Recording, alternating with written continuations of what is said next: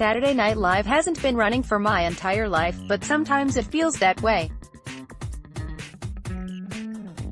When the show debuted I was still in high school, as hard as that is to believe today. I'll definitely confess to being a fan of SNL early on, particularly when Belushi was still with them, though I sort of lost track of the show in the 80s and 90s. But after all these years, is the seemingly eternal Saturday night offering from NBC finally on its last legs? Christian Toto seems to think it's possible. Not for a lack of advertising revenue or even ratings, but simply because even some of the show's most liberal fans seem to be growing tired of the shtick.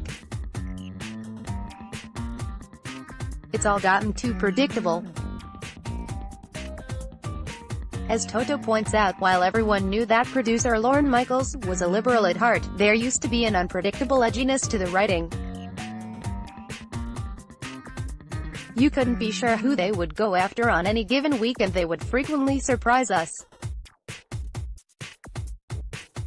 But not anymore, and even some well-known leftists from the entertainment community are growing tired of it. SNL alum Rob Schneider made waves recently by saying the show's liberal crusade is hurting the laughs. Comedy demands empathy and surprise, two elements in short supply on SNL circa 2018.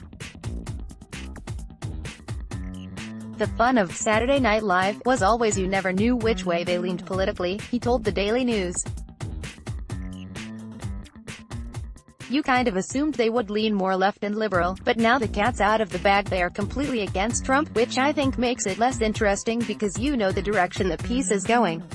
Schneider added, SNL player Alec Baldwin's take on President Trump is another problem. To me, the genius of Dana Carvey was Dana always had empathy for the people he played, and Alec Baldwin has nothing but a fuming, seething anger toward the person he plays. In short, SNL traded in their edge for an echo chamber. Good-natured ribbing, such as Chevy Chase playing a bumbling Gerald Ford, has been replaced by the anger and debasement of Baldwin's Trump persona. Weekend Update basically covers no news unless it's something that can be used to mock Trump. At this point, even Vice is getting sick of it. Toto goes on to offer a series of 7 moves that SNL could use to bring back the funny and possibly something of a more ideologically diverse audience. These include having Lorne Michaels go on a national apology tour, dumping the cold open, reading some conservative satirists to see what they find funny these days, and, possibly the boldest and most outrageous suggestion, replacing Alec Baldwin with Darrell Hammond. Would that breath fresh life into the show?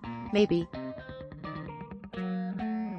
I can't see how it could get more offensive to at least half the country and, frankly, boring at this point. Putting last night's show in context with Toto's article, I found myself wondering today whether SNL was already noticing the same thing.